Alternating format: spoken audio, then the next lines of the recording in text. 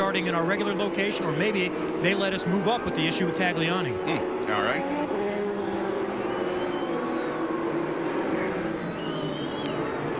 Bob, when you see these grooves and you see them weaving back and forth and trying to keep the tires clean, which is not much of a problem after there's been rain, Tommy, I think that because of the rain, the running into the two grooves will come sooner. Because, Dario Franchitti was Dario, the pole sitter. I was just going to say, is this thing making a funny noise? Wow.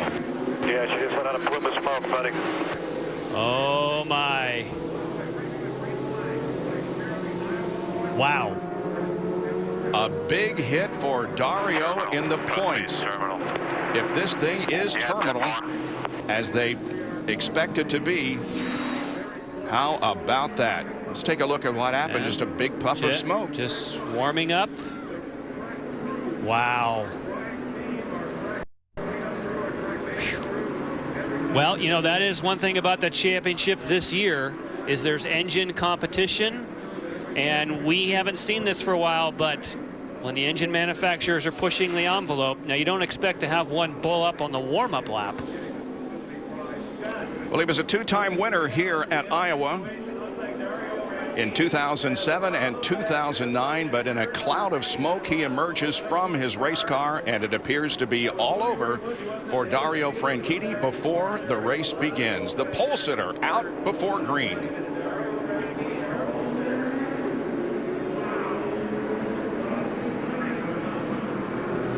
Talked about how hard it was for pattern recognition, the things we've seen this year that are so unusual. So because of the things that have happened here before the green, we're going to take a break before the green flag and be right back to Iowa. The Iowa Corn Indy 250 on NBC Sports Network is brought to you by Iowa's corn farmers. On and off the track, you can choose ethanol just like an IndyCar driver. The only difference is the speed limit. Possible way. Any indication from Honda that there was an issue? None. You know, Dario just came on the radio. He said the engine just blew up. Was there anything about that you were able to relay to Scott? Any adjustments that you want him to make on, fuel mixture, anything like that? Not a thing. All right. Well, good luck tonight with the other car. We should go green this time by, as the field is rather staggered. I don't know whether they're going to get the green or not, because they are very, very spread out here. That's Ryan Hunter-Reay at the front of the field, and they do not get the green flag. The yellow stays out. They are counting these laps, however. 8 have been completed out of the 250, and we haven't even seen the green flag yet. And Bob, one of the things you saw right away during that shot and interview of Chip Ganassi was that Dario Franchitti went straight over to the Honda engineers. You know, it's a team effort, and he was giving them a, hey, you know, nobody feels worse than those Honda engineers. Get them, hey, it's okay, guys. All right, let's see what happens this time. Ryan Hunter-Reay on the inside, Marco Andretti on the outside, Hinchcliffe lining up third, and they're still not going to get the green. The last time Dario Franchitti had 2 consecutive DNFs was the final race of 2004 and the first race of 2005. And I can't remember when we had a pole sitter drop out of the race before the green flag came out. That is the situation, however. Helio Castroneves comes down, takes the green flag. No. Did they take the green? Yes, they did. We're underway. Helio Castroneves, the leader. On the high side, that's the colors, of course, different for this race. The blue and white going to the high side. That is Briscoe, and there comes Joseph Newgarden. Wow, that's an aggressive move on James Hinchcliffe. Newgarden moves up to 4th spot. Tried the same thing at the start of his heat race. Look to the outside of Graham Rahal. Shows that he is not afraid. He's anxious. I mean, he feels like they've run well enough to be up front in these races, and they haven't closed one out. Oh, but he got a bit of a wiggle there. You'll notice on the back of his car he had those greenish, bright yellow. That, of course, indicates that he is a rookie. That's the new version of the rookie stripe, some day glow on the back. Now Hinchcliffe begins to come back just a little bit, closing in on the back of Joseph Newgarden. Looks to the inside as Helio Castroneves, who started from pole because of Dario Franchitti's misfortune, has the lead over Briscoe, Andretti, Newgarden, Hinchcliffe, Hunter-Reay, Hildebrand, Power, Barrichello, and Dixon, the top 10. Still good side-by-side action here. Now Hinchcliffe on the bottom should have a little more grip. Still there. Still there. But the faster way around, if you can keep it as on the top side, this is exactly what the drivers wanted to see, and that is both grooves working, and so far, Tommy, they are. Well, I'll tell you what, Joseph Newgarden didn't, all the variables, cool temperatures, rain, cleared off track, but Newgarden just said, let's go. Kevin, let's talk to Dario. Well, Bob just told us that it's your first back-to-back DNFs, actually from the end of 04 to the beginning of 05. So this is very strange. Have you ever had an engine let go before the race even started? Yeah, it was making a very strange noise. And I actually just come on the radio to say, is this thing making an odd noise? And just at that, it let go. So really disappointing. I believe this was our Indy winner engine too. So a real shame that it let go, but this is the engine that won us Indy too. So it's one of those things, and we'll move on. But I'll tell you, I think it's going to be a hell of a race. They're going to see the track changing a lot, and I'm going to be watching it with you guys on TV. Sorry to say that you're watching. We'll look for a good race tonight. Dario Franchitti. Joseph Newgarden loses positions. He's back to 7th spot as Hildebrand and Hunter Ray were both able to get around him. There's Marco on the left. James Hinchcliffe, his Andretti Autosport teammate, right behind him. That's our first indication of exactly what Dario is alluding to. When guys lose the handle or get a little bit of a bobble, they're going to have to pull out of it big time. So I think they call them comers and goers, where you're going to have guys moving forward, guys moving back. Good battle here between teammates. Hinchcliffe goes to the bottom and takes a spot. Tommy, just heard Marco on the scanner. He's yelling about the car bottoming really bad. His crew's telling him, look, the tire pressures are going to come up. Hang in there. But he's not happy right now. On board with Marco, running 4th. And of course, with these cool temperatures, we talk about what the engineers have to do, and they try to hit that sweet spot in that target. One of them is tire pressures, because it's much cooler, and you want to make sure that they come up to the right level. And again, they haven't run in these conditions. It's somewhat of a gamble. Yeah, this set of variables that are moving so quick with the new car they haven't fully scienced out, it's making a lot of really smart guys look like amateurs in a way. But you want the car absolutely as low as possible. The lower it gets, everything gets better. Drag, downforce, etc. So that's why they try to always be as low as they can, but sometimes they overshoot. And he needs those pressures to build. The spring rate of the tire goes up and it'll lift the car a little bit. Elio beginning to lap some of the slower traffic already. Mike Conway has just been lapped in 23rd position. He is a lap down. I think we just saw contact. Back in a moment.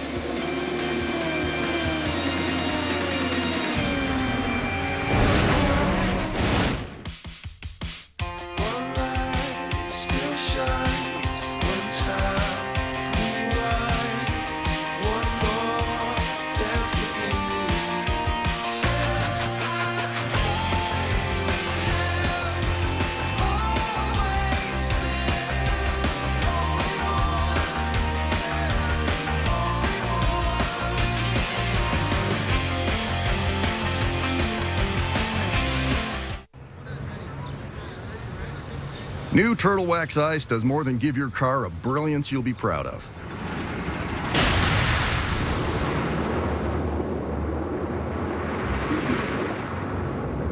The advanced resins and protective polymers in ice create a barrier to repel dirt. It's the new hard shell finish that keeps your car cleaner longer. New Turtle Wax Ice. The smarter way to shine. Panther Racing and Hiring Our Heroes have teamed up to combat unemployment issues facing our National Guard and military spouses. This year, we will host hiring fairs across the country, connecting veterans and military spouses with local and national employers. It means good jobs for military families like mine. It means talented, dedicated employees for American business. It means we'll be serving our heroes as well as they have served us. We've got their back. We've got their back. Do you?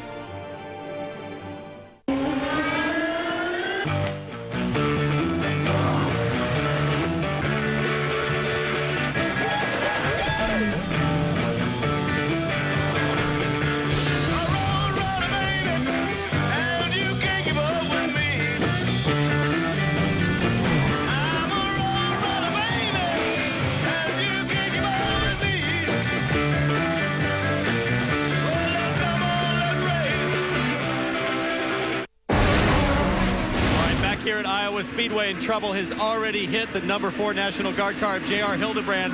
Looks like contact, I heard from the team with Ryan Hunter-Reay. The front wing got damaged. They just replaced it. They're going to put new tires on anyway while they're here. We're going to see a replay here of maybe what happened. Hunter-Reay exits up to the wall. Hildebrand's got a draft, and oh man, he just it looked like he waited pretty long there to pop out. Let's see, he's got a little bit of an understeer moment. Yeah, he just mistimed that, guys, I gotta say. And any pit stop is going to drop you way back. He lost 3 laps on that pit stop. So J.R. Hildebrand drops all the way back to 24th spot. But that's what happened when you pit under green. And Ryan Hunter-Reay now moves to the outside of his teammate Marco Andretti. And Ryan Hunter-Reay moves to 4th. That's Simona De Silvestro to the right. Big lifts in the middle for Marco. And for Ryan Hunter-Reay, you could definitely see the contact on that rear wheel guard, and so there doesn't appear to be any damage for Hunter-Reay. And again, that was the idea of those guards, that if someone caught you with a wing, getting calls from the spotters. But again, if you misjudged it like J.R. Hildebrand, the great news is that Ryan Hunter-Reay didn't get a cut tire, which he would have last year. E.J. Viso has gained 10 positions since the drop of the green flag. Tony Kanaan has also picked up 10 spots, moving from 19th to 9th, and Takuma Sato started 23rd. He's up to 16th. Wow, and that's side by side between Viso and Servia. Servia on the left, black and yellow on the high side, the Sitco colors of Viso. Again, some very close racing. Mike Conway they're going by. We knew he was in trouble early as Castroneves. That was the first car that he lapped. Alex Tagliani, you see there at the front of that pack, he did get started, needless to say, is 2 laps down to the field.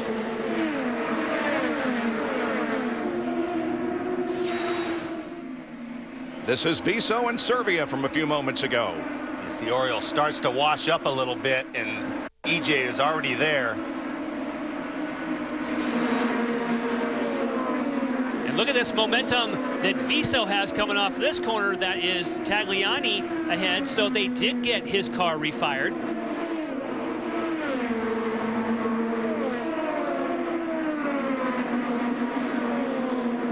That's now 12 spots that Viso has gained. He told us he felt good about things heading into this race.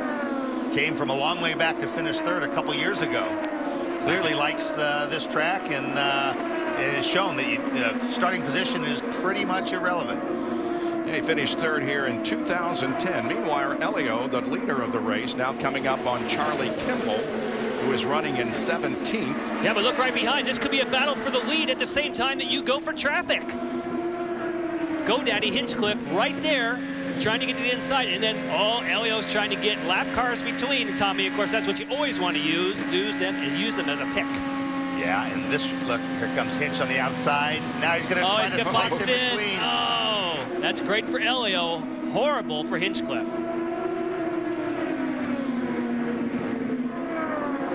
Ryan Hunter-Reay passes Ryan Briscoe, and so make Ryan Hunter-Reay now up to 3rd.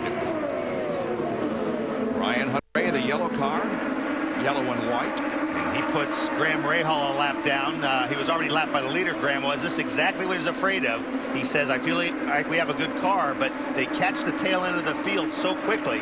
And so he's going to need to, get some brakes on yellows or some get off strategy to try to get those laps back. Justin Wilson on the high side, red and white, Sonny's Barbecue. Nice move there on power. Reminds me a lot of the heyday at places like Milwaukee, Phoenix, New Hampshire. Oh, look, it might be 3 wide. Justin Wilson's going all the way to the top. Woohoo! Wow. Hey, J.R. Hildebrand, look at him go with the new wing. Whoa, what are you doing up there? Not much of a gap up there for Hildebrand, but he made it. That was a hero move. Look at him go. Talk about a guy who wants to make up time, and it shows you what new tires do, because we obviously know that J.R. Hildebrand came in for a wing, but he also got tires. Now he goes low on Briscoe. Not for position, but he's trying to get laps back. Now he has new tires and more fuel. So what Hildebrand's going to hope for is that somehow there's a yellow between when everybody else stops and when he has to stop the next time. Another guy that has a potential of doing that, you saw, we weren't real clear about it at the start, that the laps had started counting. You're not allowed to top up on the pace laps. But Simone Pagenaud, as soon as they didn't throw the green, but the race officially started, he topped up with fuel, so he's going to be able to go longer than the leaders as well on fuel. There's Pagenaud, who has moved up to 17th position, but he has lost a lap. And so at this point, with 48 laps completed, we have 16 of the 25 cars on the lead lap.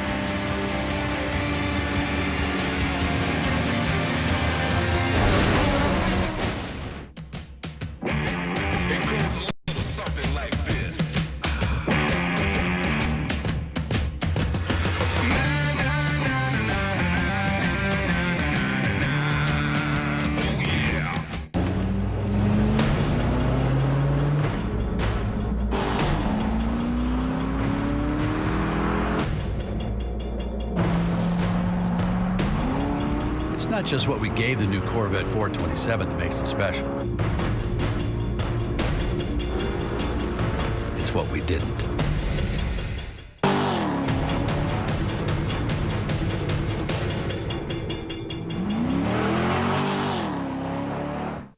I'm Marco Andretti. Racing at speeds of over 200 miles per hour, you need a high-performing fuel. My car runs on E85, an 85% ethanol blend. Ethanol is good for engine performance, better for the environment and our economy. Plus, it creates energy independence on and off the track. Choose E85, just like me. The only difference is the speed limit. I'll see you June 23rd at the Iowa Corn Indy 250 at the Iowa Speedway. Brought to you by Iowa's Corn Farmers.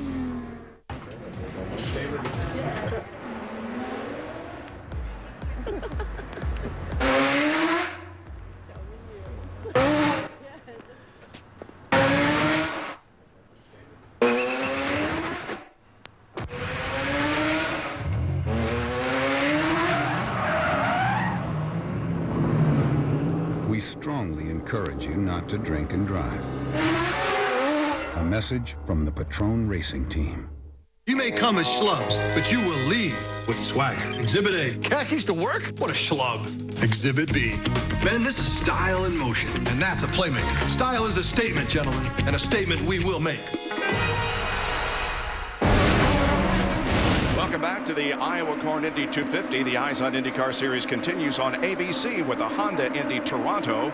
Dario looks to defend last year's win and make a number 4 on the 1 3/4 mile street course. The Honda Indy Toronto, Sunday, July 8th at 12:30 Eastern on ABC.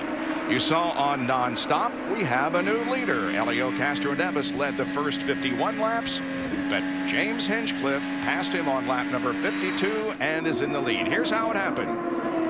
He had great momentum. He came off the 4th turn, got to the bottom, and it stuck beautifully for Hinchcliffe. Again, we've talked so much about how good is your car going to be at the end of the run. It certainly appears as though Hinchcliffe has things perfectly under control right now. And now 2 yellow and white cars battle for second position. Right now, Elio has it, and right behind him is Ryan Hunter-Reay. Let's see how this turns out.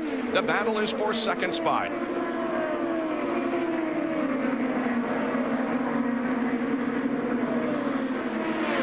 Hunter-Reay's going high. Hunter-Reay had great momentum on the high side. He's going to try to turn 3. Cannot make the pass. Let's see if he can do it coming out of the corner. Nope, Elio holds him off. Lost the front there, kind of right in the middle of the corner.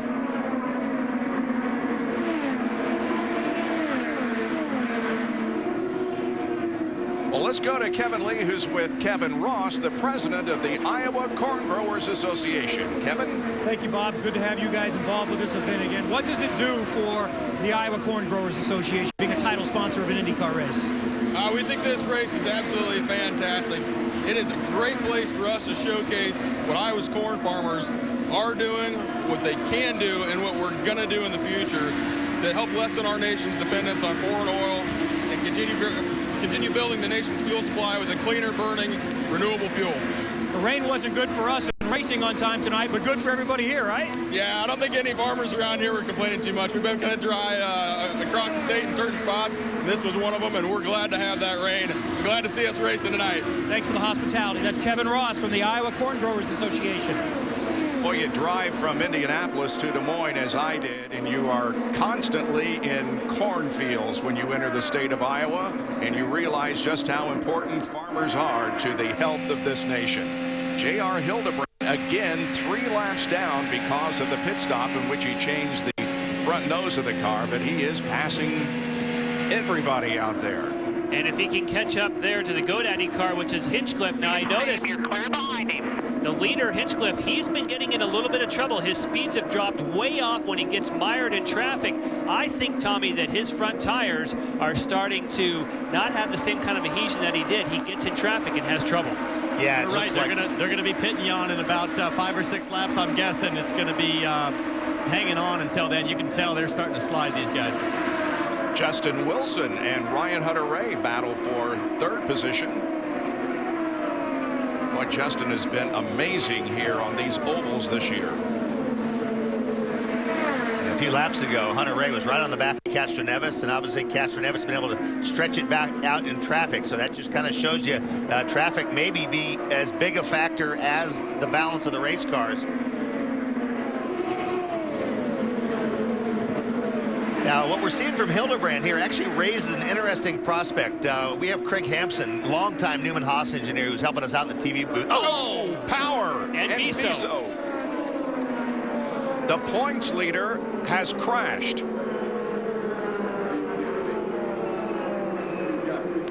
He did last year here in Iowa. And bringing out the first caution of the evening.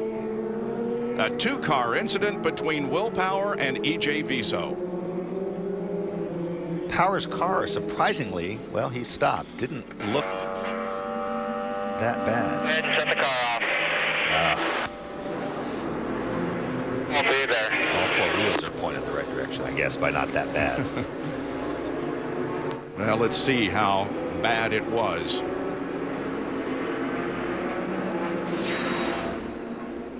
Oh, E.J. Viso goes low. No.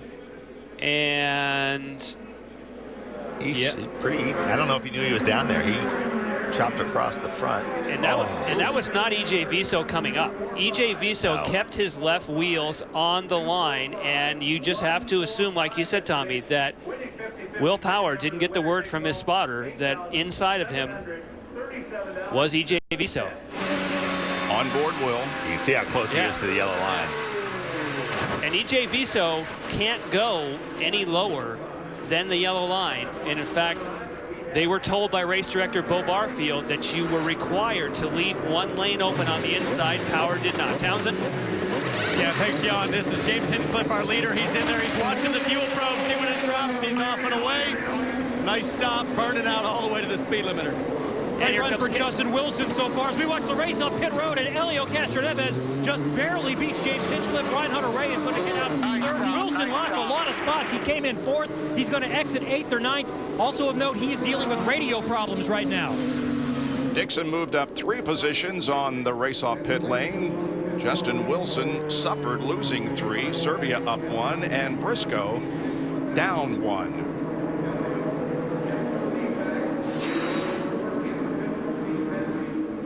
Here's Oriol Serbia. Ooh. Big flame out of the back of that car. Burnout. Yeah, really. Huh. Well, the cleanup now begins. And here's the race off pit lane. You can see that Helio is about a car length ahead of Hinchcliffe as they passed by the pit zone marker. And part of that was pit position because he pitted later. That gives you that advantage when you race to the line. Nice job.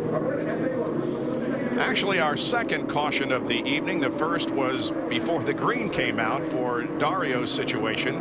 And now the points leader, Will Power, crashes with E.J. Viso, bringing out our second caution of the evening. That's why we're under caution. We'll return with more of the Iowa Corn Indy 250 from Iowa Speedway.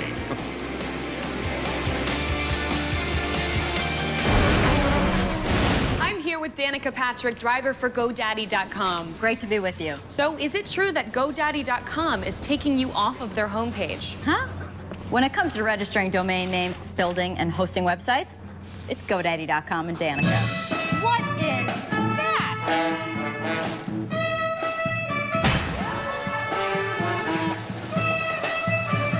Build your website and vote Hinge for homepage. Now at GoDaddy.com. Really? Firestone tires are more than just rubber and tread. They're destination seekers, just like you. They want to go farther and see more of what America has to offer. We want you to see more, too. Right now, when you buy 4 eligible Destination or Firehawk tires, you'll receive a $70 Firestone Gas prepaid MasterCard. So you can go wherever you and your tires desire. It's time for your destination summer with Firestone. What we created here, what we achieved here, what we learned here, and what we pioneered here, all goes here. Honda, proud partner of the IZOD IndyCar Series. Thierry Henry, Dwayne De Rosario, 2 of MLS's greatest scorers collide in a battle for Eastern Conference supremacy. New York versus DC United, Sunday at 7 on the NBC Sports Network. The mountains, the forest, and the sea. They render men savage, but yet do not destroy the human. The Tour de France on the NBC Sports Network. Under our second caution of the evening, there is the damaged race car of E.J. Viso as he came in contact with Will Power in turn number 2. So 2 of our title contenders, at least from the last few years, Dario Franchitti, who was the pole sitter, dropped out before the green flag flew and will finish in 25th position. And then this incident between Viso and Power sends the points leader to the outside wall, and he now has just an 8-point advantage on James Hinchcliffe, but a lot of laps to go in this one. We understand that a penalty will be given to the number 14 car of Mike Conway for a speed violation, and also for James Jakes, who passed the pace car. However, Graham Rahal did get back on the lead lap.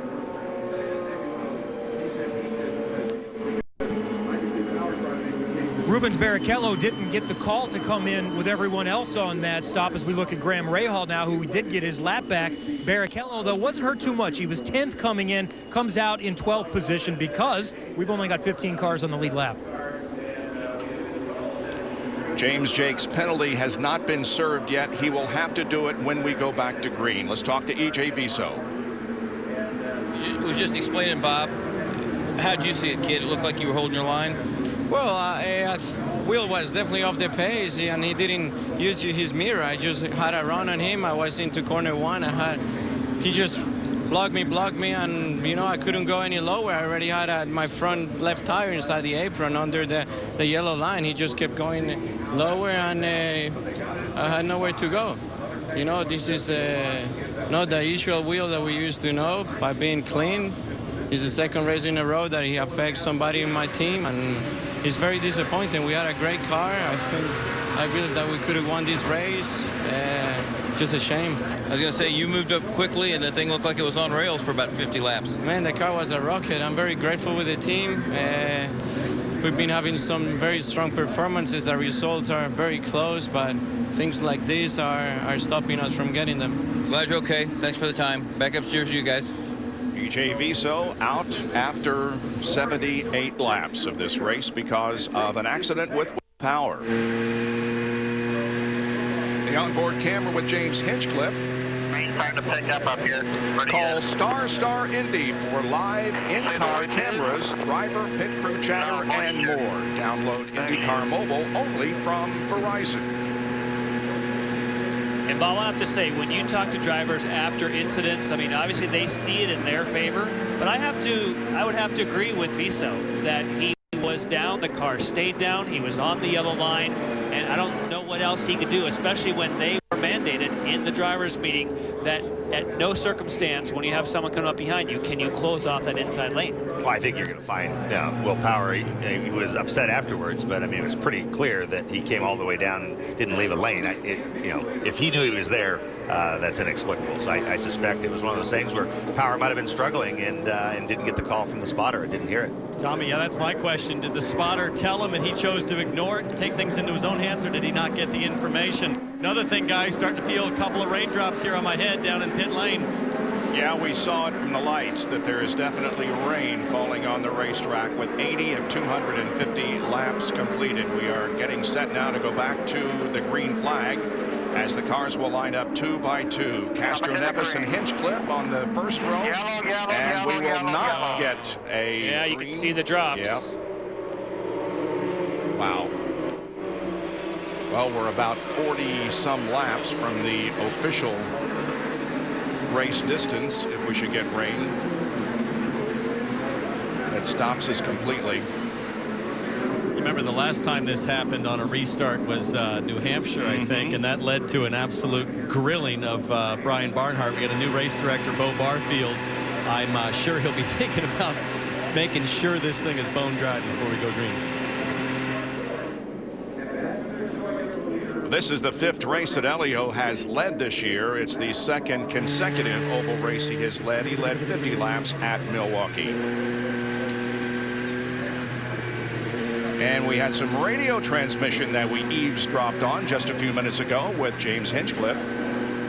Yeah, and you realize Power's out. Obviously, Frank Eady's out. Doesn't matter who's out. All that matters who's in. There you go. Is that the IndyCar version of if you're not winning, you're losing? We got some James Hinchcliffe fans in the stands, absolutely.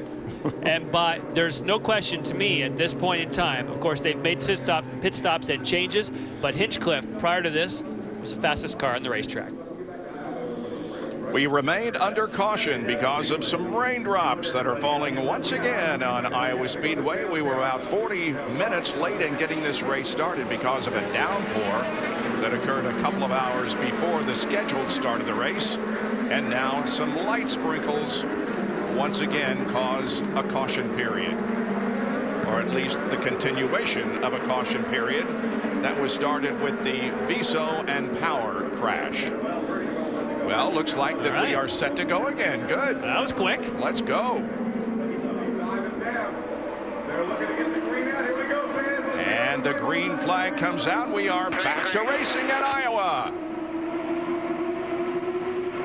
Hinchcliffe looks to the outside of Castroneves, but cannot make a move as they're 3 wide through the corner. That's Joseph Newgarden, the blue with red on the front wings. He is moving up. Man, is he a fast starter. First he went high, then he went low. Joseph Newgarden not starting like a rookie, but now he's lost pace. That's the red and white car of Justin Wilson going to his inside. Moved up to 7th. Now he's back to 8th and may lose another spot because Ryan Briscoe is right there below him. More from Kevin. Joseph Newgarden was dealing with a lot of understeer in that first stint, and he said, I was too extreme with the tools. So the pit stop, they made an aero change, and they were confident during that yellow that he was going to come back with a good race car, and it looks like they have. Well, they had briefly for a couple turns. Now he's going straight backwards. There's Ed Carpenter. However, he is a lap down in 16th spot. That's Oriol Serbia making the move now. He is on the lead lap in 10th position. J.R. Hildebrand gained one of the laps back that he lost. He's now 2 down in 20th position. That's Newgarden up ahead in the 67. Newgarden back to 10th.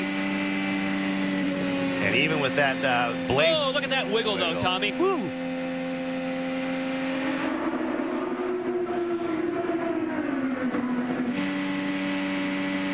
Understand that James Jakes will have to do a stop and go on pit lane. He did a drive-through, but now he needs to do a stop. Past the pace car, you get in big trouble. Yeah. He was supposed to do a stop, I believe, first time and just blew through the pits, so now he's got to redo it. Saw just a second ago Rubens Barrichello pass Newgarden, so Barrichello moves up to 10th spot. There's the center interval between first and second. Here is third, fourth, fifth position between Kanaan and Dixon. Battle for fifth. So interesting how you can get such a great run on people going into the corners, but as soon as you get in that aerodynamic wash, it's like you put the brakes on. Really ebbs and flows. There's the stop and go. Yep. Servia's getting some fuel. That's a puzzler. Well, remember, he had that flame out the back, so my guess is that they had some sort of fuel leak and possibly they didn't get it full for Servia. Boy, an eternity on pit lane for James Jakes. Finally, he gets the nod and now goes back into competition. Helio Castroneves continues to lead. He has now led 58 of the first 93 laps in the Iowa Corn Indy 250. Hinchcliffe, Hunter Ray, Andretti, and Kanaan, the top 5.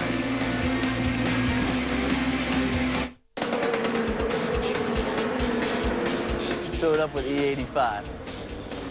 I'm Marco Andretti. On and off the track, I choose ethanol.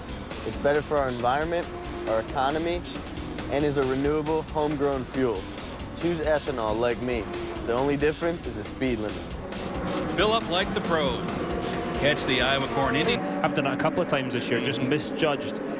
You're used to just skimming the keying nose. off the rear wing, and that's not the furthest. And the rear wheel. Yeah. And now you've got all that stuff behind it. So Servia now, we'd seen fire and an extra pit stop. Now it seems like it's more serious. If Servia didn't have any luck, he always. Well, he has passed a lot of cars this year, you know. Yes, he has. Unbelievable. Got a new nickname for him. I popped into my head when I was watching Robin swim in the pool, and Robin wears those floaties in the pool, and he pops to the surface like a cork. I mean, Servia is the cork of the IndyCar series. That's not the first time I've seen the flames, though, is it? No. You know, it's happened a lot this year. It's what they're telling me is it just dribbles a bit of fuel and it gets on the turbos, especially on the Chevys having the turbos out either side. All right. Robin is with Will. Will, first of all, you all right? Yeah, I'm fine. Yep. I didn't really. It was a soft hit. What from your perspective, what happened? I just lost it. Like I just lost it. I feel bad for EJ because I took him with me, but he said to me in the car I was down low or something on him, and I didn't. Oh shit. Oh yeah, I see. I did not even get the call that he was underneath me, so I feel. Man, I didn't even know it was there. I feel bad for him. Your guys are scrambling around. You going to try and get back in the race? I think the car's going to be too red. Man, I didn't even know it was there. I can't believe. Oh, so that's what happened. Like, he hit me. Like, I feel bad for him. I didn't even know it was there. Yeah, he said we didn't know if your spotter was talking to you or not. Oh, I didn't even. Yeah, that's not good, I feel. So, but you think it's probably damaged too bad to fix? Yeah, I think so. Well, I'll go back and check it out because, yeah, if we can get out, get some points, that'd be good. Okay, thanks, Will. Thanks. Back to you guys. Now, Dario, you're reacting a little bit. When I saw Ejo pointed us, I thought that was a little rich. It's a little rich coming from EJ. He's hit everything but the pace car out there, so. And there is Mr. Franchitti. Yeah, that annoyed me there. Will made a mistake for sure, but EJ, how many mistakes has he made? How many people, you know, he never comes up and says, "Hey, sorry, I screwed up there." That was a shame, and Will just took the blame and made a mistake. Takuma Sato makes a pit stop, Kevin. And they're working on Will Power's car here in the garage area. Just spoke with Tim Cindric, and he said it's doubtful whether they can get back out, but one scenario where they could is if we had a rain delay or if it rained hard and they had to finish the race tomorrow. So that's why they're continuing to work on it. But mainly, in case there's a rain delay, they would get back out and score some more points. But if the race runs green the rest of the way, they are probably not going to get it fixed in time. And Kevin, so interesting that while you're taking that shot, one of the mechanics says, "Wait, there's a camera in here. Give me a cloth. I'm covering those dampers. We don't want." And Dario's trying to look at the monitor. What has he got under there? What is he running? They're trying to fix the car at the same time. Whatever you do, don't show them what we're running. Trust me, there's teams up and down the pit lane will be freeze framing that when they get home and their DVR's going, okay. That's not my best angle there, I was going to say, the bright glare you just saw was off Kendall's head. Wow. Ouch. You guys are harsh. I think what we're going to see, just thinking about the race here, the track was really green. I felt even in the warm-up laps, like had no grip. It's going to change a lot, and you're going to see comers and goers. And guys like Scott, I think Dixie's car is going to be better towards the end of the race as the track rubber's in. So this is not by no means a status quo. I see this changing a lot. So there's a lot of guesswork going on, and you've made assumptions about where it's going to head. So we're going to see who's got the right adjustment and so forth. One thing I wanted to talk to you about, I think we're going to go to break. When we come back, I want to talk to you about the tools in the car and how you would use them and so forth. Sounds good. 107 of 250 laps completed here at Iowa Speedway. Helio Castroneves leads James Hinchcliffe. We'll be right back.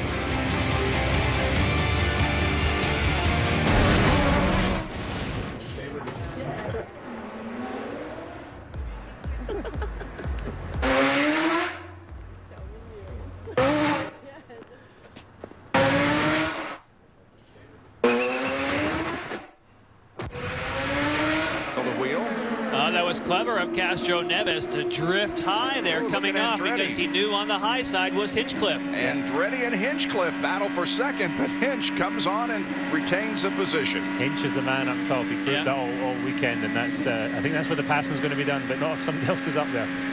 See Marco get upset over that bump there. Yeah. He'll get better as the tire pressures come up, but he's obviously running the car pretty low, which is an old Andretti trick. Now the bump is quite a bit better because they actually drilled holes and infused some material that expands, almost like industrial expanding foam that you would use to raise that. So Dario is quite a bit better than last year. Yeah, they've worked really hard on it. It's actually about the same as last year, but about 2 months ago it was a lot worse, so they brought it back up similarly.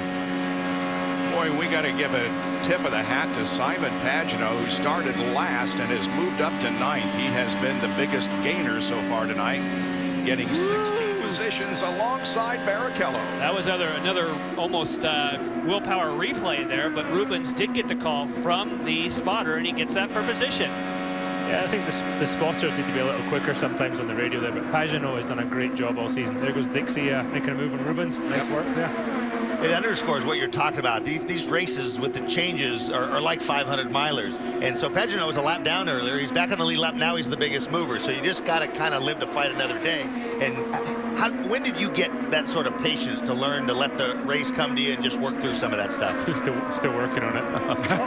TK just pushed up there. Yeah. And you also saw some sparks, and that's again because it's cooler. They've had recent pit stops. The pressures may not be all the way up. If you start dragging Dario, then the car really moves. Yeah, exactly. And it'll take Tony about another lap and a half here to get the momentum back up now, but then he'll come back at Ryan. You watch. He was the first guy who was brave enough to go up on the high side last night, and he had his car working. Expect his car to get better, I would say, as the race goes on. That's Ed Carpenter right behind TK. Carpenter is a lap down in 14th position. And as we go along here, the point situation continues to evolve. Right now, Castroneves and Hinchcliffe are tied for second, but only 3 points behind Will Power, who is sidelined because of a crash. And look at TK. He's a tiger. He's like the Geico Gecko. Even when he gets scared, oh, he has to back off, though. He can't keep it low. Yeah, he wants to go high, but Hunter Ray knows that. And there's that bump. There's a bump right there, and that's right where he's having the trouble. The bump is high and low, is it not? It's high and low. Okay. Yeah, absolutely. Right against the line, it's a little better, but otherwise it's pretty bad. And if you do go low in 3 and 4 as well, there's not a lot of grip down there because there's less banking. And of course, that's part of what we were just talking about, is it's more of a depression than it is a bump, which is why they put material underneath the track, drilled holes to try to raise that, because it's over the tunnel. It sunk effectively. And as you said, Dario, it's been well improved. When we first showed up here, the test a couple of weeks ago, we were hitting that bump, bottoming out, and four-wheel sliding the thing on the exit of 2, and that was pretty interesting. We didn't last there like that very long. We came in and made some changes. Graham Rahal trying to get 11th position from Charlie Kimball, unable to do so. Townsend. Yeah, so I saw Oriol Servia's car get rolled back into the pits. I talked to his crew chief, into the garage. They're going to go back and work on it. They had a pit fire. They think they melted some of the electronics in that pit fire. It was a fueling issue with the fuel nozzle and the Buckeye. They're going to go back and see if they can get it fixed, but wasn't looking too optimistic. The crew chief wasn't for Oriol Servia.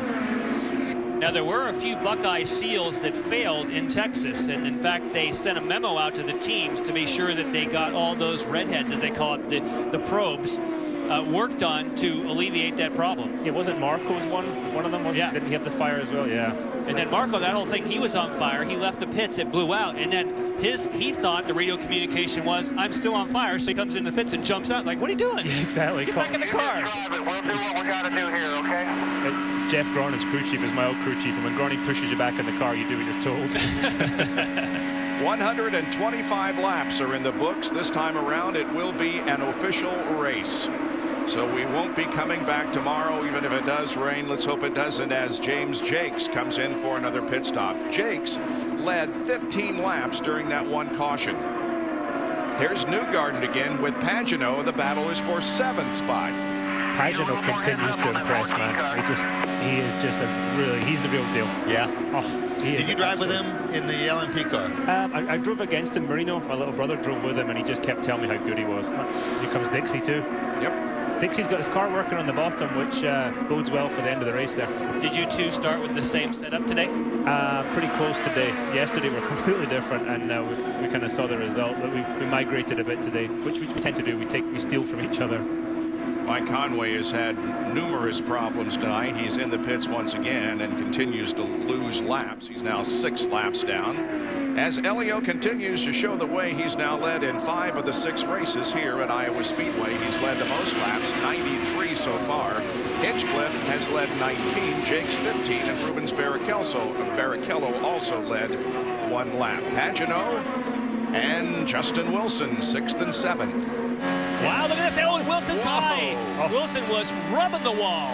It just shows a little bit of rubber on the track, and Simon's car comes to life. And Justin did a good job saving it there. It's that was close. As the banking falls off at 2, you see what happens there. Big old slide, and well held by Justin there. This is the 4th oval race of Pagenaud's life. Yeah, that boy's got potential, I tell you. I was really impressed at listening to him talk at Milwaukee. He really relishes the challenge of the oval, and he did an amazing job of slowing it down and breaking down the challenge of hustling the car in, dealing with letting the downforce catch the car. Look at that, how much distance he's put him already. Yep. Yeah, and Dixie just had to lift there trying to pass Justin.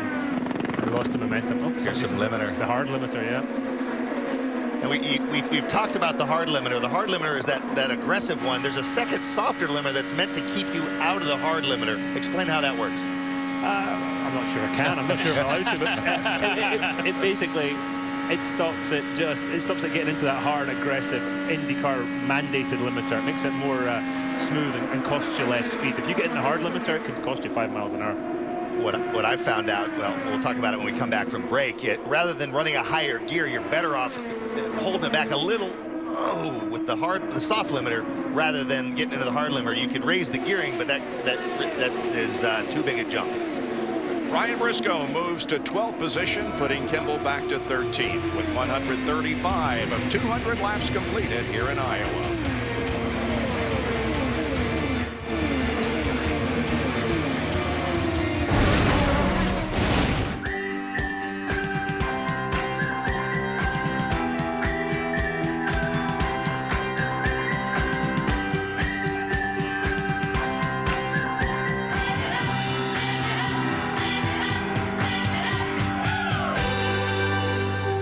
The Leap List. Get going on yours in the all-new CR-V. Honda, proud partner of the IZOD IndyCar Series. If you were a race car driver. If you were a race car driver. If you were a race car driver. The track wouldn't be the only place you lived. You'd start a racing dynasty. Your car would be parked in my room. If you were a race car driver, I'd be riding along with you. Your G-Force endurance would make astronauts jealous. Now, if you were a race car driver, I'd totally marry you. You do not have time to be in this commercial. If you were a race car driver, you'd have the world following your every move. IndyCar Mobile puts you in the race car driver's seat with live in-car cameras, radio broadcasts, and leaderboards. Download IndyCar Mobile now, only from Verizon. I'm Marco Andretti. Racing at speeds of over 200 miles per hour, you need a high-performing fuel. My car runs on E85, an 85% ethanol blend. Ethanol's good for engine performance, better for the environment and our economy. Plus, it creates energy independence on and off the track. Choose E85, just like me. The only difference is the speed limit. I'll see you June 23rd at the Iowa Corn Indy 250 at the Iowa Speedway. Brought to you by Iowa's Corn Farmers. Don't miss the stars and cars of the IZOD IndyCar Series at the Honda Indy Toronto, July 6th, 7th, and 8th. For tickets, go to HondaIndy.com. You'll see racing all weekend long from the IZOD IndyCar Series, Firestone Indy Lights, Star Mazda, and the Ferrari Challenge. Come to the party at Exhibition Place in downtown Toronto for exciting activities both on and off the track. For tickets to the event of the summer, visit HondaIndy.com. We'll see you at the Honda Indy Toronto, July 6th, 7th, and 8th. The IZOD IndyCar Series returns to the NBC Sports Network with the Edmonton Indy Sunday, July 22nd. Will Power looks to defend last year's win on the streets of Edmonton City Center, where he, Scott Dixon, and Sebastian Bourdais have 2 wins each. Coverage begins with the Firestone Indy Light Series race Sunday, July 22nd at 12:30 Eastern here on the NBC Sports Network. Well, Ryan Hunter-Reay has moved to second position, passing both Andretti and Hinchcliffe in the last few moments. And there have been some wild and woolly moments between teammates. And Daro, you were on the edge of your seat saying, those are teammates, that's not on. Yeah, I'm not sure Marco's too happy with Ryan right now. That was a pretty aggressive move. But yeah, he's making progress. 2 on your fuel, position 2 on your fuel. We listen in to Marco's radio conversation a few minutes ago. That's exactly what Dario said. It's kind of what I expected. What are my teammates doing? You know, Marco and I were fighting out last night, and we gave each other a lot of room. And I saw him this morning, and we kind of high-fived each other. So that was cool. You got to respect the guys, and sometimes we don't. Sometimes we all screw up. Well, there were a couple really close moments between teammates, and it's the same thing when Ryan Hunter-Reay went by Hinchcliffe. I mean, there was just inches between the two on the high side. Well, the tires are getting a little older here. The grip's going down just a little bit. It's yeah. Here we go. Coming by. The Hinch pedaled it there, didn't he? Yeah, he had to. But I don't think Ryan did. No, yeah, Ryan just stayed in it and said, I hope he doesn't come up. Yeah, he's been fairly aggressive. And Marco's got to run. Yeah, Marco's a little upset right now.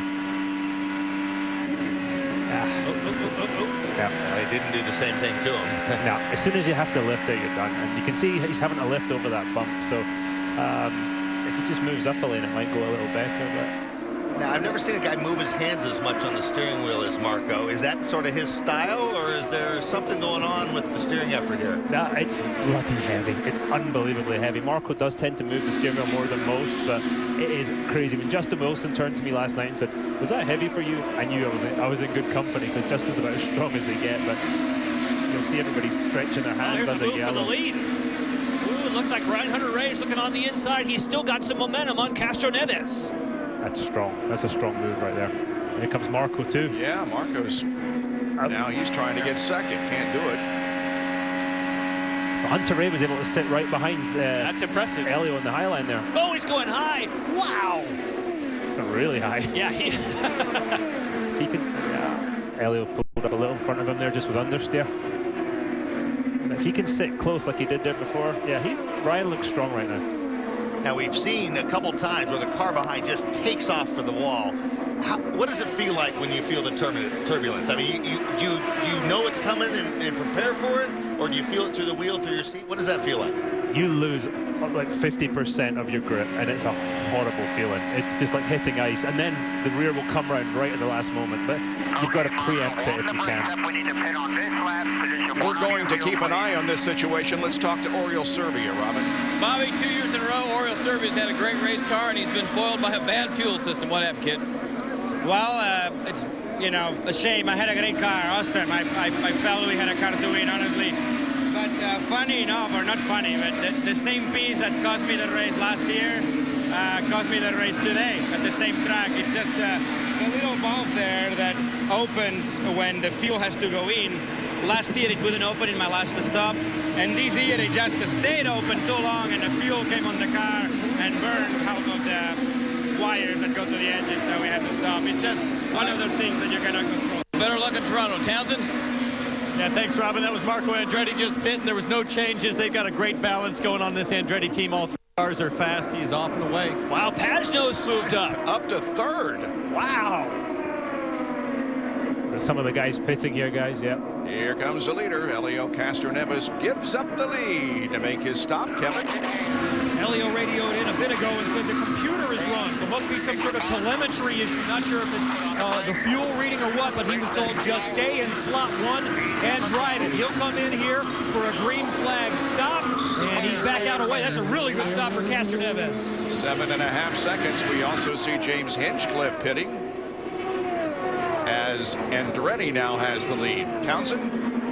Yeah, watching the hinge stop here, smooth and steady. They're adding half turn of front wing, dealing with a little bit of understeer most likely, and he's off and away.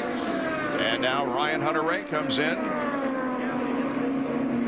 Hunter-Reay will come in and make the left-hand turn. He's got an easy in, and he'll have an easy outside. And Pagenaud is also in, which we can see.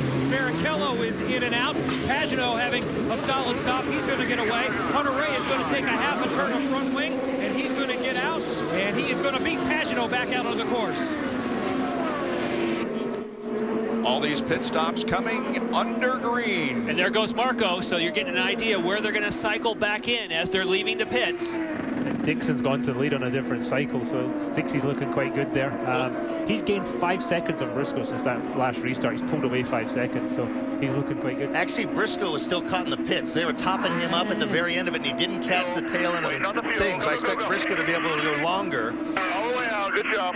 What we saw there with Marco, usually everybody goes as long as you can on fuel because you lose a lap. It's because of the tire wear, we're actually seeing something different where Marco was the first guy in, even only running 1 lap shorter. His 1 lap on faster tires put him in front of Castroneves. Yes, so you're going to start seeing guys roll the dice. It's a big risk to take up front because you can go down a lap if a yellow comes out. But there's that group all together. So after their pit stops, they're all together. And look at Elio up top. Ooh, when you're kicking up dust, I don't think he hit. Way out of the groove.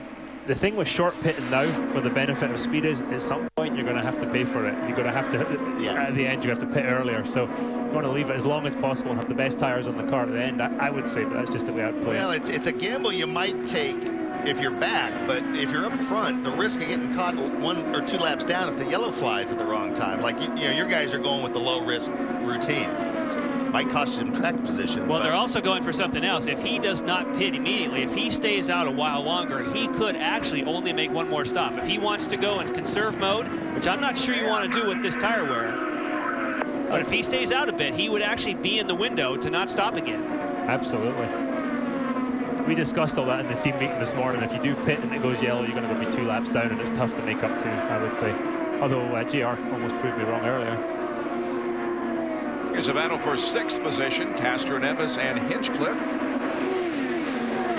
And Ryan Hunter-Reay ahead of that group. But Scott Dixon is the leader right now, and Ryan Briscoe is 2nd. Alex Tagliani 3rd. And then Andretti 4th. If we were to have a yellow right now, the 2 cars on the lead lap, just for the way the pits have worked out, so that'd be a little odd.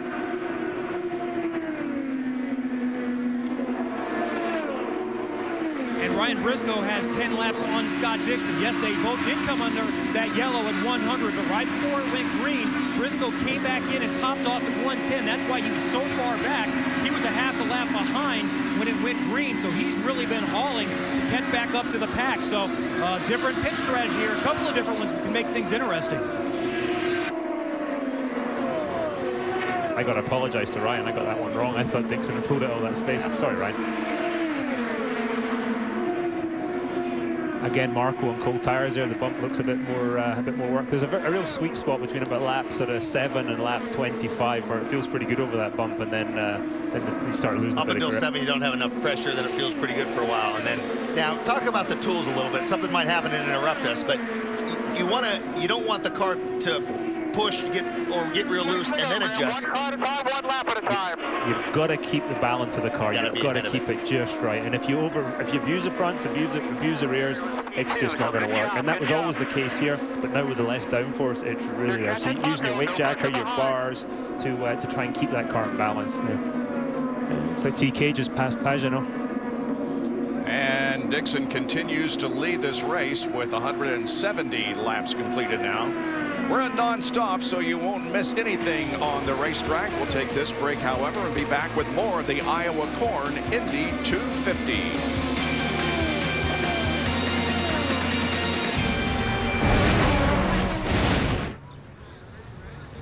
New Turtle Wax Ice does more than give your car a brilliance you'll be proud of.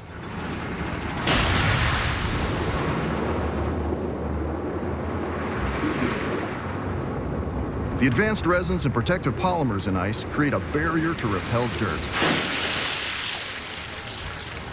It's the new hard shell finish that keeps your car cleaner longer. New Turtle Wax Ice. The smarter way to shine. Firestone tires are more than just rubber and tread. They're destination seekers, just like you. They want to go farther and see more of what America has to offer. We want you to see more too. Right now, when you buy 4 eligible Destination or Firehawk tires, you'll receive a $70 Firestone Gas prepaid MasterCard. So you can go wherever you and your tires desire. It's time for your destination summer with Firestone. I have the right to a guarantee that my rate is the lowest on the web. Do I ask for too much? Kinda. Sometimes. It's your voice, it's yourchoicehotels.com, where you'll always get the best internet rate guaranteed or your first night's free. Book direct at choicehotels.com.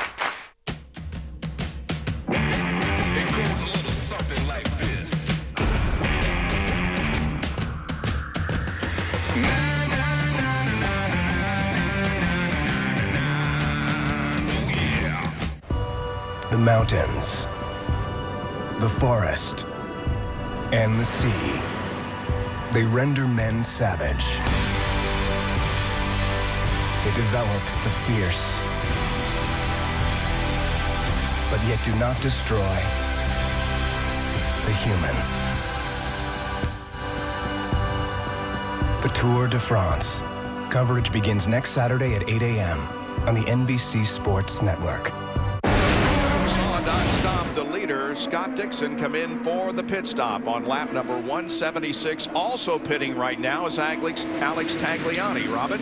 You know, I asked Brian Hurd about is he taking his 4 tires to get this good?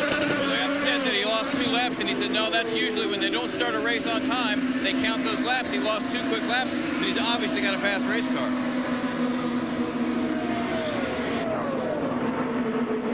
Oh! Contact! Ryan Briscoe and Joseph Newgarden in the wall. Briscoe was the leader of the race. That was the caution Briscoe needed. He just needed to not be in it. Wanted to be him. Ryan Briscoe was looking, as you said, he was looking for a caution. He would have been on his own lap. Wow. It's going to be usable, man. It's pretty smashed. He was the last one that was out on the course with a lap all on his own. To get taken out by a lapper, and now, I mean, from Newgarden's standpoint, he's on fresher tires and the guy's holding him up, but the reality is the guy's not in the lead lap. Ooh, a lot of water bailing out of the side. By the way, Dario Franchitti left, but we certainly do appreciate him being up here in the booth after an engine problem sidelined him before the green flag came out. Here's the replay of the incident between Newgarden on the bottom and Ryan Briscoe. Oh, this is really late. This is not the same as Viso and Power. To me, Tommy, this developed much later. Briscoe is already well into the turn. Yeah, I got to agree with you, Jan. That was Briscoe would have had no idea he was coming that late in the corner. Now, certainly Briscoe was nursing it. Briscoe would have been on really worn tires, and he wouldn't have been the same kind of speed. But that was, he's committed now. He's already on his way down. This is a really late move coming in. That's just a lack of experience. I mean, he was about to rear end him basically, and kept going lower and went for the apron. Marco Andretti. There's Newgarden's car. Doesn't appear to be too badly damaged as it is still rolling. This almost kind of puts everybody back on the same strategy. Well, what's going to happen is, though, all the people who did not stop, in other words, Dixon will not stop now. Right. So he'll gain only a few spots, but he'll be, if you have to assume that Andretti, Hunter Ray are going to take advantage of this yellow and pit. They will stop. They'll fill up. They're one stop to go now. So they'll be behind him. Right, because Dixon's good to go. Right. His last stop, there were 3 people who could have pulled it off, and that was Dixon, Tagliani, and Ryan Briscoe. And Briscoe was doing the right thing. Roger Penske left him out. They were looking for yellow, and who would have thought it? He would have been the one, just like you said, as Marco rolls in. Yeah, he was a leader after the crash, but now he rolls in for the final pit stop. what he hopes will be. Scott Dixon now is the leader of the race. Work completed on Marco's car. Back onto the track he goes. You see Castroneves and Ryan Hunter-Reay also coming out. Kevin? Hunter-Reay will come out and just barely misses Helio Castroneves, but I believe that's Marco Andretti that beat everybody out.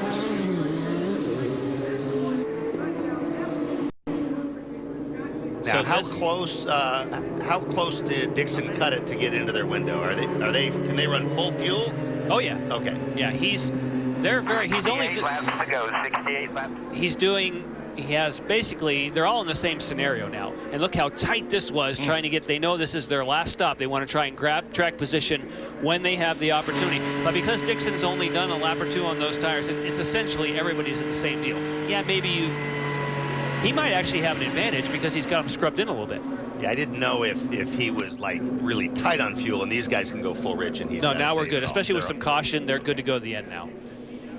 We're in our fourth caution that has consumed 44 laps of this race out of 183.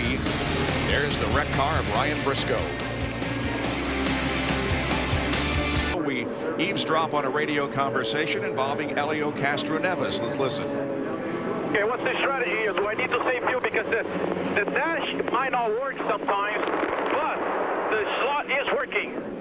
All right, 10-4. What we're trying to do is that's your last stop. We're going to try and stretch it to the end. So whenever we can save fuel, we need to. 10-4. There you go, the strategy from the Penske team. And Robin is with Ryan Briscoe. We haven't seen the replay yet, but Ryan was just saying he was kind of motioning, trying to show him where to go. Here we go, Ryan. We're going to look at it right now. But you said you were kind of motioning him the lap before. Yeah, we went down the straight here, and you say it too late, but we were pitting that lap. You know, we were coming in for tires, and I think it's a scenario where he's out there on stickers, going about 2 seconds a lap quicker. And we were going down the straight. I went low early in the straight to show him that I was giving him the high line. And when we got there, he just never lifted and just came barreling in. So it's disappointing. My spotter didn't have time to tell me that that's where he was going. I don't think anyone saw that coming. So it's start finish. I'd gone low. And I mean, he's come from way too far back there. And it's too late in the corner to make a pass like that. So it's disappointing, but he's a rookie and he'll learn from it. And it's a shame because I think on fuel, we're in position to win the thing. We'd made the car handling a lot better from the start, and I was looking forward to the finish. I was going to say, your strategy with Scott Dixon's and tag was looking pretty good. Yeah, we were spot on. You know, Roger was making the moves, and we made a gutsy call at the end of that last caution to come in, top up, and we had more fuel than anyone. So it's really disappointing. It's great to see all the fans sticking around through the slight rain delay tonight. I love racing in Iowa, and I just hate to finish this way. Well, we're glad you're okay. Back to you guys, Bobby. And there you see Joseph Newgarden, who is out of the car. He's discussing the situation with his team, the Sarah Fisher Hartman team. That's a very graceful interview. Yeah. You know, he says he's a rookie. He'll learn. Didn't really slam him. Pretty cool interview. Yep. All right, let's take a look at what has happened so far in case you just joined us. Well, there's plenty that has happened, and it happened right from the get-go before it actually got to the get-go, and that was at Dario Franchitti's Honda Kablamo before he ever got to the green flag. His championship hopes, you got to wonder about those. We enjoyed the time we spent with him in the booth, not what he wanted to be doing today. And then he said this is easy to do, to misjudge when you swing to the inside with the new bodywork on that car. That's J.R. Hildebrand getting at the back of Ryan Hunter-Reay. He was one of the faster cars later, but this was for the lead. Hinchcliffe going down low on Castroneves. His car was awesome at the beginning portions of the race. And then this incident between Viso and Power. And now that Will Power has seen the replay, he agrees. Oh my spotter did not tell me Viso was there. That wasn't Viso's fault. Sorry about that. But boy, that was thankful that no one was injured in that. And then leaving the pits, Castroneves gets the lead back from Hinchcliffe, and back on the racetrack, trying to make up time, but gets high, gets out in the loose stuff. J.R. Hildebrand brings out a caution after he gets high in turn 4.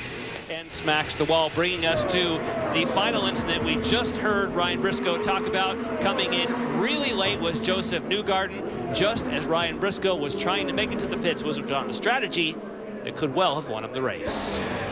Here's Kevin with Joseph Newgarden. All right, Joseph, we'll show the replay here again in a second. Ryan Briscoe said that he was getting ready to pit. You were on pressure tires a little bit quicker, but that was just too late to try to make a dive down there to the inside. How did you see it? And watch here on the replay. Well, I don't know. I mean, you know, Briscoe and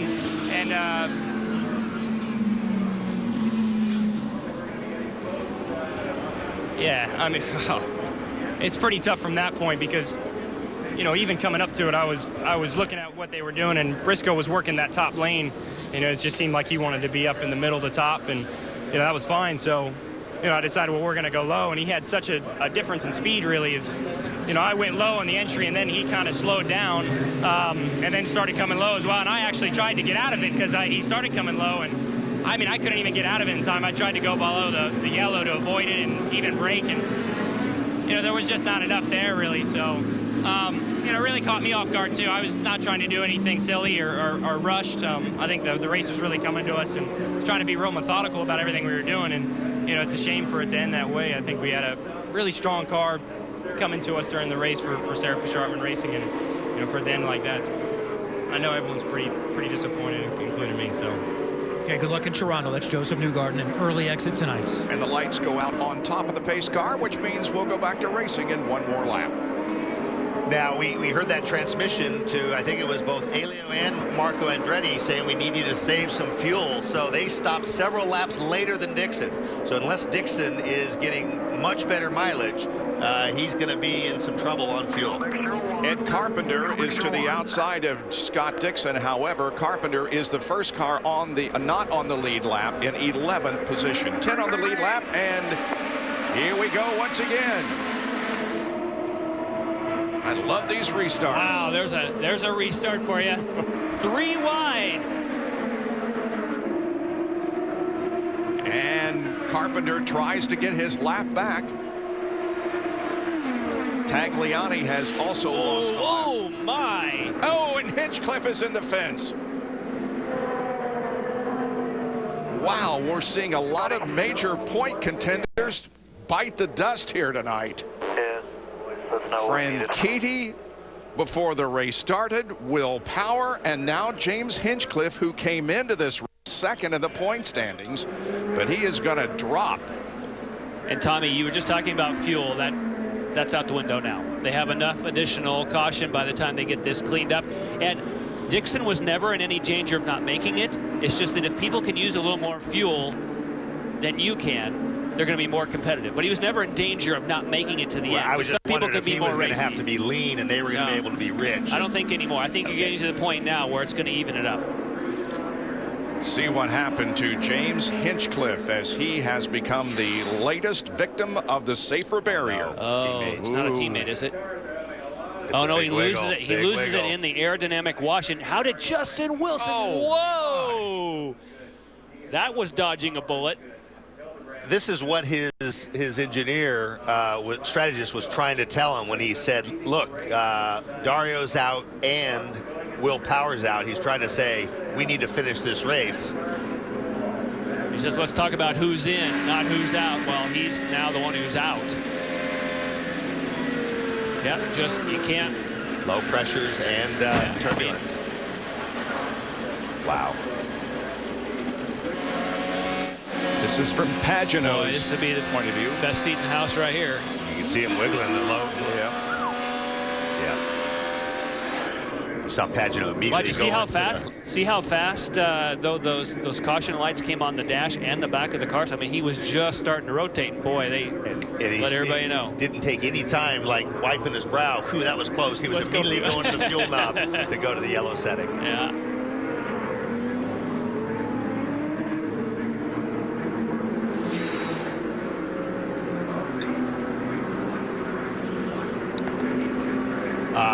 Yeah, watch immediately as he gets through the thing. You'll see the yellow lights come on on his steering wheel.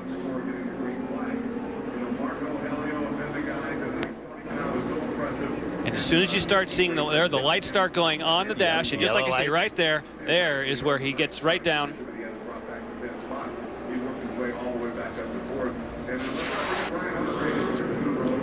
All right, so scratch off another contender. James Hinchcliffe is out of the race due to an accident.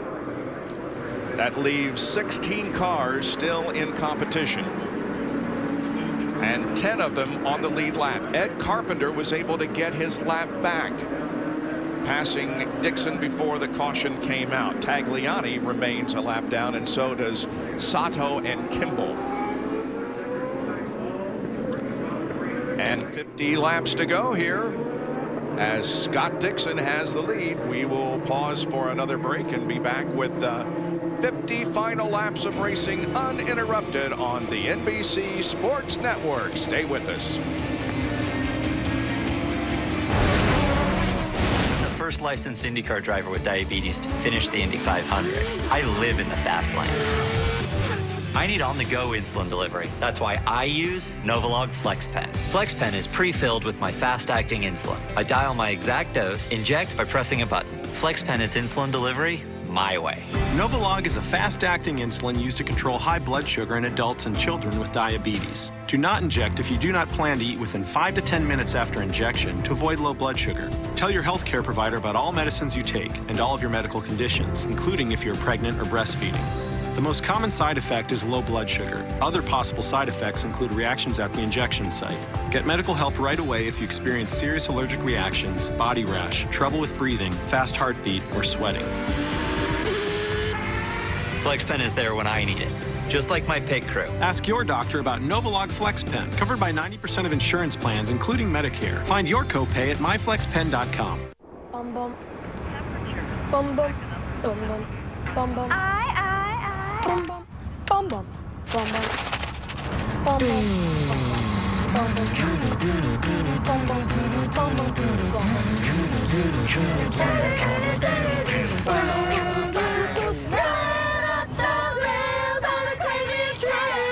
Honda, proud partner of the IZOD IndyCar Series.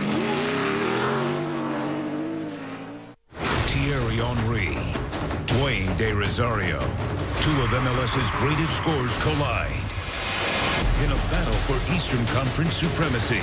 New York versus DC United, Sunday at 7 on the NBC Sports Network.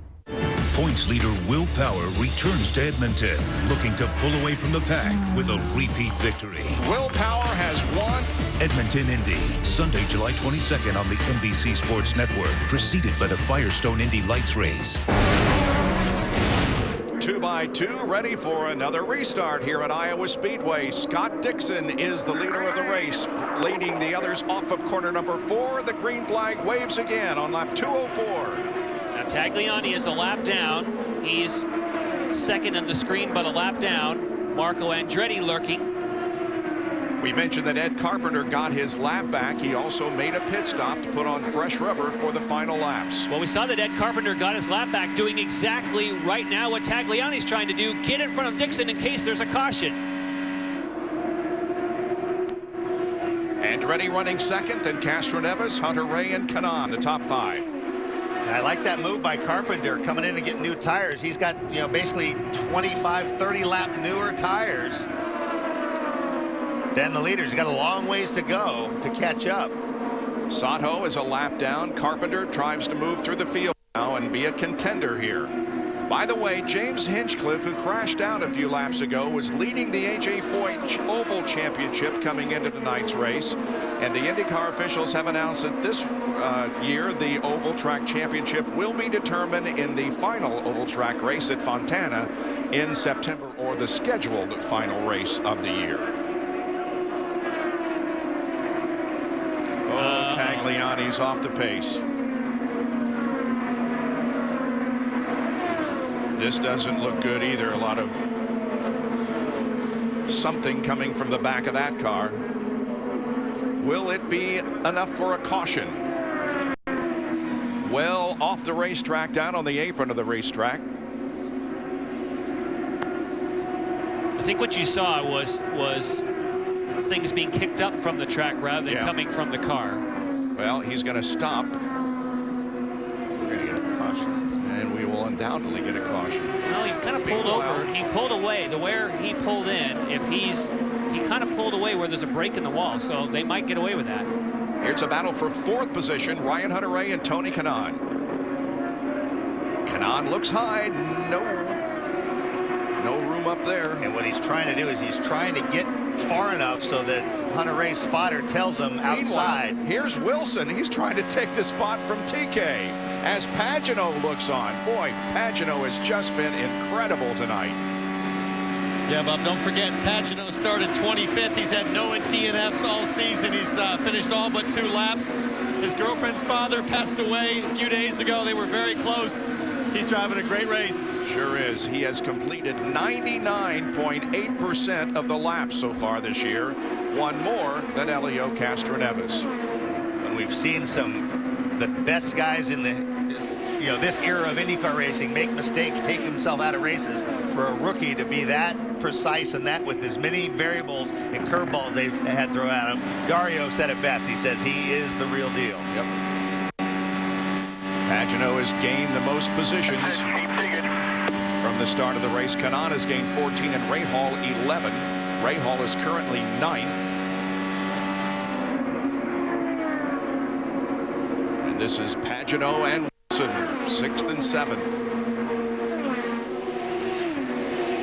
We have had 8 leaders and 11 lead changes, and that equals the record for most leaders. 2007 also had 8 leaders, and that's where we are at the moment with Dixon at a 2-second advantage over Marco Andretti. And for Justin Wilson, you'll notice he does not go all the way down to the low side. He stays in the middle, and if you can stay smooth there, Tommy, you're going to be better on your tires. That is every time that Simon dives down here. Of course, he wants to get the position. That's where he has to go, but that's going to take more off the tires. But I think he's got it now.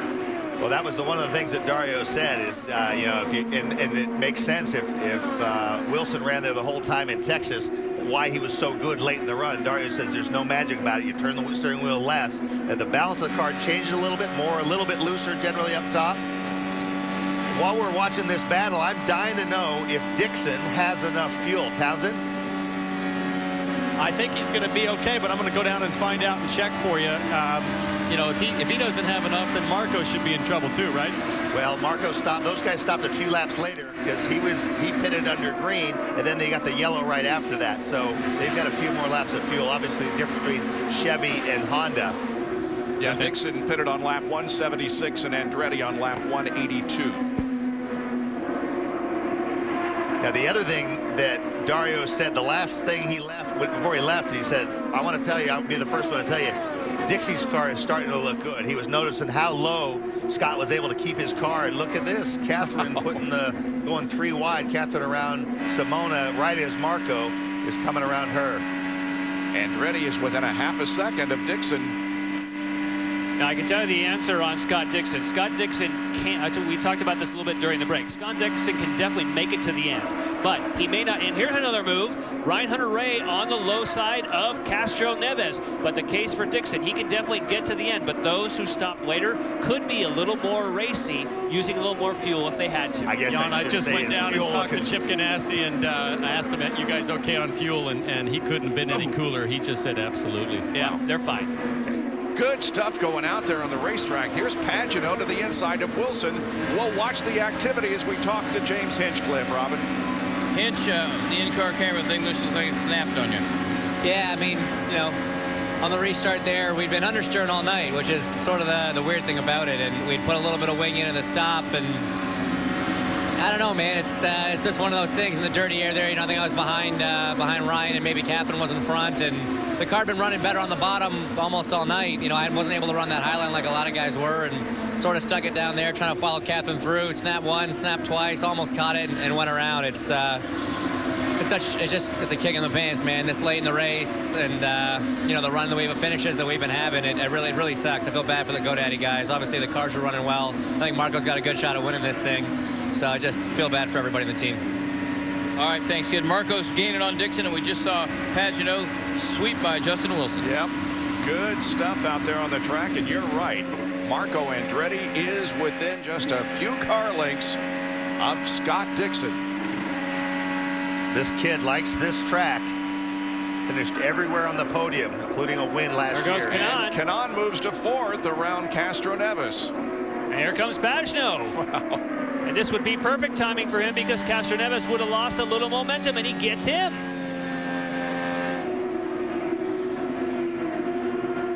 Well, this makes sense that Elio is dropping spots. A few moments ago, he radioed in that he's dealing with a vibration. Don't know if it's tires starting to go away or something else, but when he reported that in, that's when he started dropping spots. And that is something that some of the engineers predicted, that as the tires wear, for some reason at this racetrack, they do sometimes pick up a vibration. So that is something they've experienced before, and it can get bad. Barrichello and Wilson battle for 7th position. Rubens takes it. Good run for Barrichello. So here we thought Wilson was protecting the tires by running in the middle or the higher groove, but now he seems like he's in trouble. Yeah, he's down. Last lap was 165 compared to 173, 174 for the leaders. It's Takuma Sato running there. He is 12th, 2 laps down.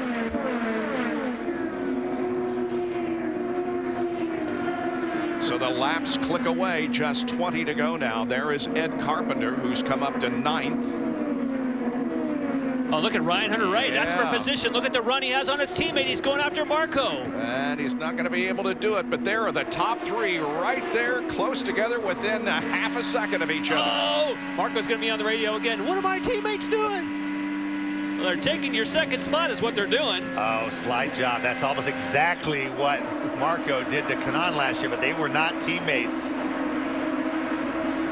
Good side-by-side racing for 2nd spot. Marco gets it back. Yeah. That's why you got to stay with it.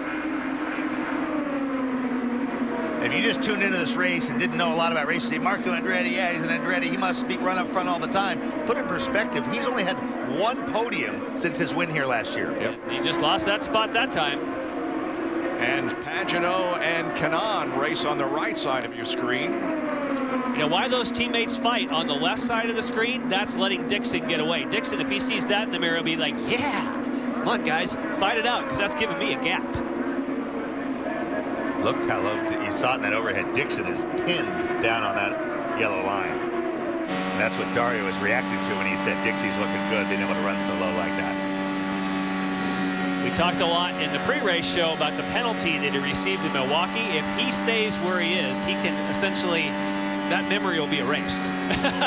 Because he's got an opportunity, as we already talked about, to take the lead in the championship if all stays as it is at the moment. Well, you tuned in to the NBC Sports Network tonight for racing, and we have got even more after this. The Firestone Indy Lights race was not conducted prior to the IndyCar race. It will be run after this race. Oh, here we go, Bob, live for the lead. in a battle for the lead as Ryan Hunter-Reay gets it. Wow, just blew by him. Looking for his 2nd victory in a row, and now Andretti and Dixon are battling for 2nd spot. Yeah, once you lose momentum, Scott Dixon's just hanging on. And Andretti will go to 2nd. He's grabbing gears all over the place. Up, down, up, down, up, down, trying to work through traffic. These guys are working hard. All of this has, at the moment, put Will Power back into the points lead by 3 over Ryan Hunter-Reay. That's the kiss of death. As soon as you say, yeah, if it stays like it is, he'll be in the lead of the championship. Pow, pow. He just loses 2 spots. Wow, and he got held up by Jakes.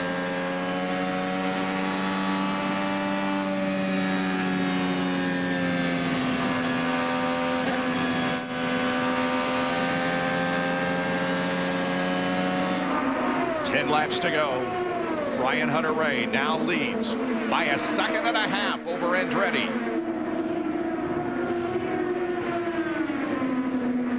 Simon Pagenaud leading this group of cars. He is 4th. Not too far up ahead is Scott Dixon. Yeah, he's got a shot at Dixon. The way he's been running tonight.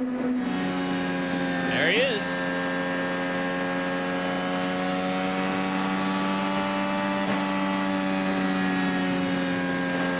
Taking nothing away from whoever wins this race, but Pagenaud has been a star without question tonight, starting last and working his way up at the moment to 4th spot. Oh, Rahal and Barrichello close. That was a battle for position, 7th. He finishes here. That will put Pagenaud 6th. Oh, look at that wiggle. And here comes Ed Carpenter.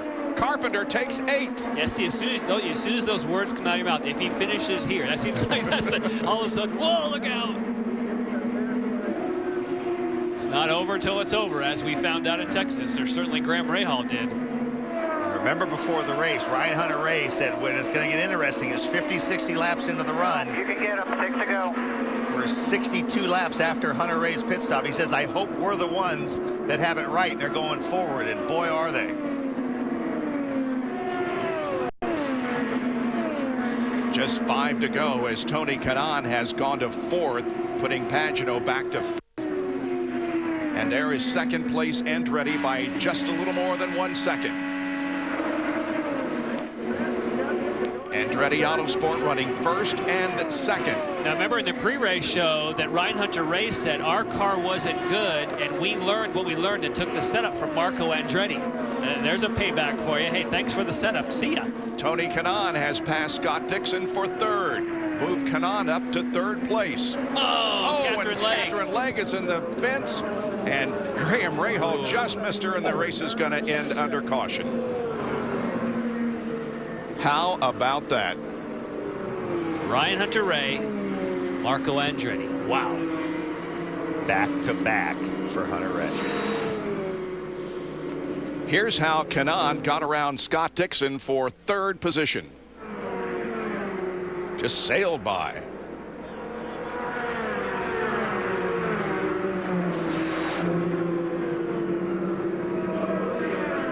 And here is what has caused the 6th caution of the evening and the final one here at Iowa Speedway.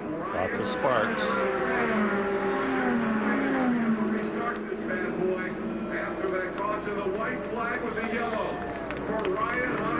At one point, Scott Dixon was the leader. Emma couldn't believe it when he lost the lead. But Michael Andretti said, yeah, way to go, Ryan. And we're on the final lap as Ryan Hunter-Reay leads Andretti down the backstretch, and Ryan Hunter-Reay is about to collect his 2nd consecutive win in this year's IZOD IndyCar Series, as he won last week at Milwaukee on the Mile Oval. And now Ryan Hunter-Reay will pick up his 7th career win here at Iowa Speedway. And Tony Kanaan will get a podium. He finished in 3rd spot. Scott Dixon comes home 4th, and Simon Pagenaud picks up a 5th place position.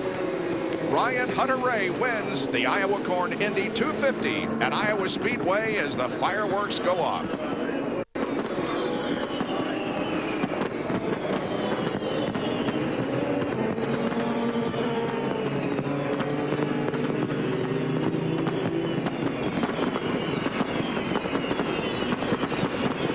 Prior to tonight, Ryan Hunter-Reay's best finish here was 8th, and he had done that in 2008, 10, and 11. Kevin? Well, Michael, last weekend in Milwaukee was just about perfect as the race promoter in a 1-3. This is just about as good, though, I would assume. It was real close. You know, if James didn't have his problem there, I think we had a shot at a 1-2-3, but we'll take 1-2. You know, the whole DHL Sundrop team did an awesome job again, doing another win right off coming off of last week, and Marco to do a great job and come up with the RC Cola car, so we're really happy. You know, they all did a great job, the whole crew. Marco did a great job, and so did, and especially Ryan. He drove a hell of a race. And they've got some momentum. All 3 cars, again, fast here tonight. Awesome fireworks display, and Ryan Hunter-Reay has moved to 2nd in the point standings. And Becky, his wife, getting a little emotional there as she saw her husband take the checkered flag here tonight. And Andretti salutes his teammate, winning the race, and Andretti finishing in 2nd spot. Ryan Hunter-Reay just 3 behind Will Power, who, despite the fact that he crashed, maintains the points lead. Scott Dixon is 3rd, 15 points behind. We will come back to Iowa Speedway in just a moment to talk with the winner, Ryan Hunter-Reay. The Iowa Corn Indy 250 on NBC Sports Network is brought to you by Iowa's Corn Farmers. On and off the track, you can choose ethanol just like an IndyCar driver. The only difference is the speed limit. By Mother's Polish, there's no shine like Mother's. And by Novolog FlexPen. Ask your healthcare provider about the benefits of FlexPen today.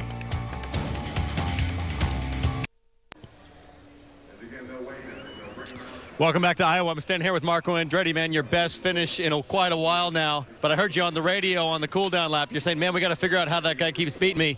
You're not thinking about a top 3. You're thinking about wins. Yeah, I mean, you know, I think it's, first of all, a great team effort. It's definitely credit to the team. It's definitely a statement as well that, you know, Andretti Autosport is now the one to beat. So, you know, 2 in a row for the team, 2 in a row at Iowa. It's a good day, but for me, yeah, I'm a little disappointed to come up short. When you were out there battling back and forth, you guys were with Hinch and with Hunter-Reay. You know, heard you on the radio, a little fired up about leaving air with your teammates, giving each other room. Any major issues, or is that just tight racing in Iowa? No, I wish I can give you guys a good story, but it's you know, it's for the front. So what are you gonna say? I'd race them the same way. All right, guys. Well, we're back upstairs to you, Bob. All right, congratulations to Marco Andretti. Couldn't quite duplicate his feat from last year, but came home second nevertheless. And now to victory lane and Ryan Hunter-Reay as he exits the race car.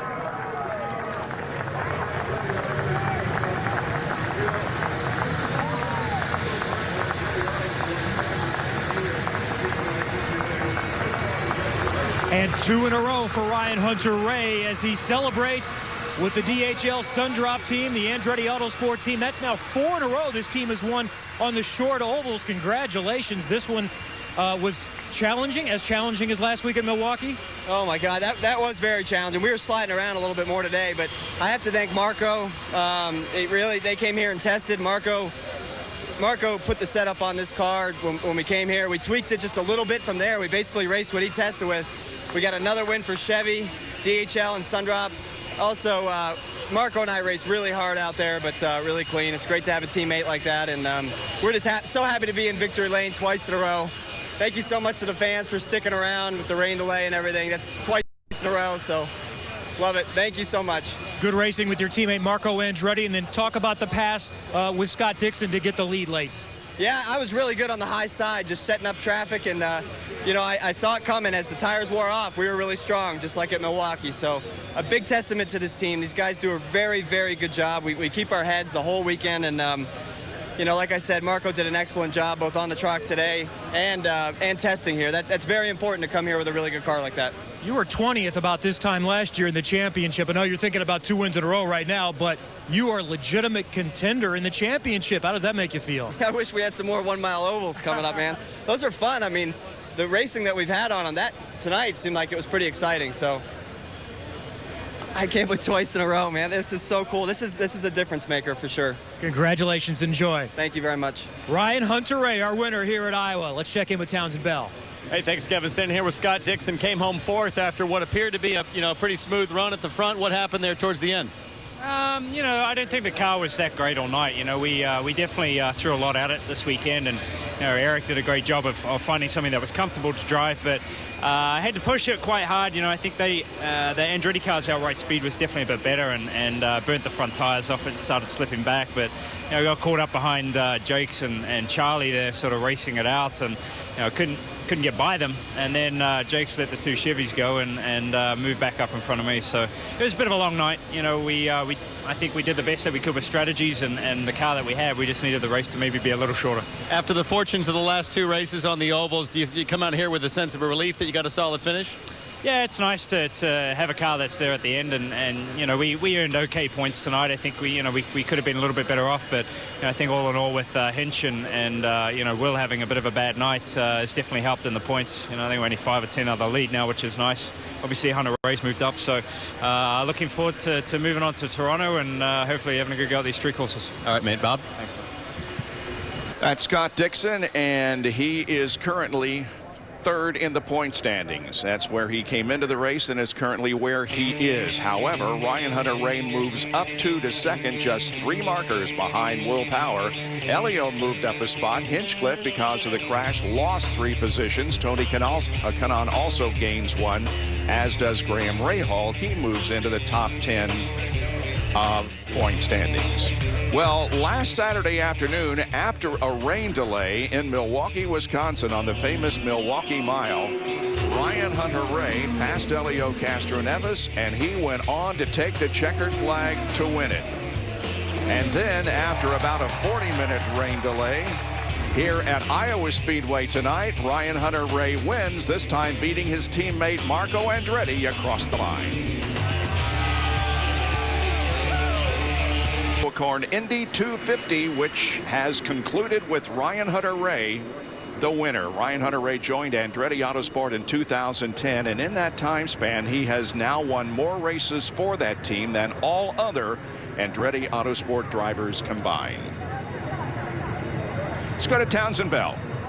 Thanks, Bob. Down here with Elio Castroneves. A little bit of a smile. You moved up 1 spot in the points, but tell us about the race there at the end. What happened to you? Yeah, man, it was actually the Penske truck rental was running really smooth. I mean, we were like on rails, and unfortunately, the last pit stop, I don't know what happened. We ended up right out of the bat. We ended up having vibration on the. I'm not sure if it was right rear. The car was a little loose. That's it. When you get vibration, everything turns. The visions get blurry. The cars get unsettled. So, you know, I'm a little bit disappointed because my boys did an incredible job in the pit stop. I mean, we led a lot of laps, and it's a shame not to take that home. But in the end, the positive thing, you're right. We did move 1 spot in the championship.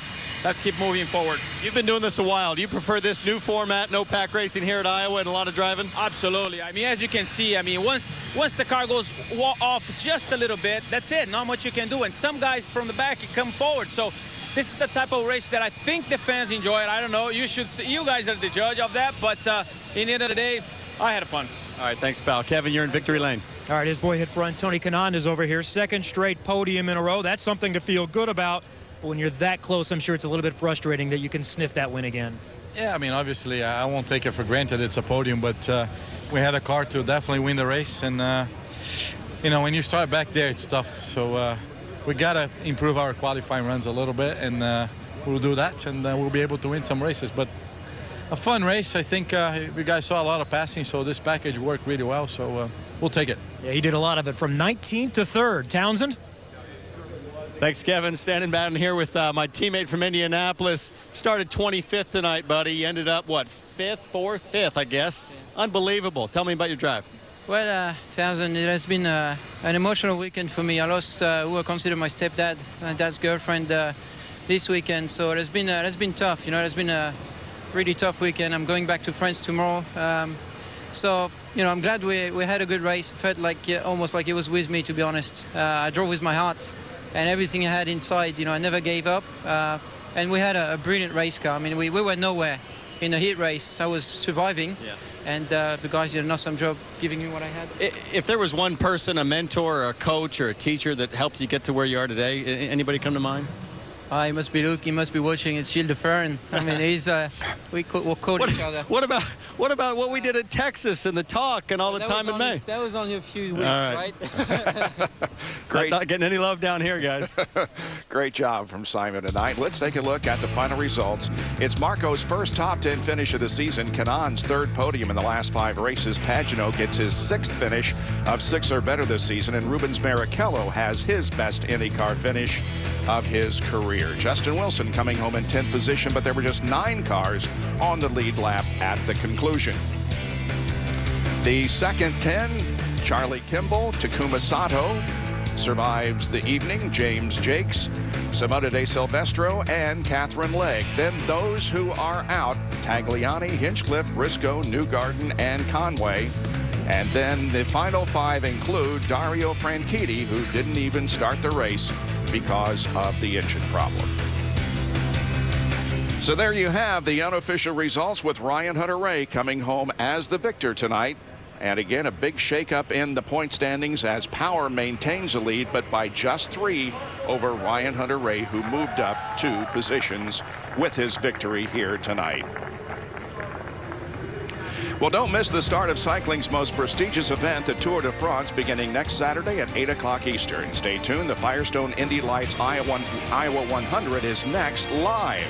The IZOD IndyCar Series continues on the NBC Sports Network from Edmonton City Center, Sunday, July 22nd at 12:30 Eastern. For more information on the IZOD IndyCar Series, log on to NBC.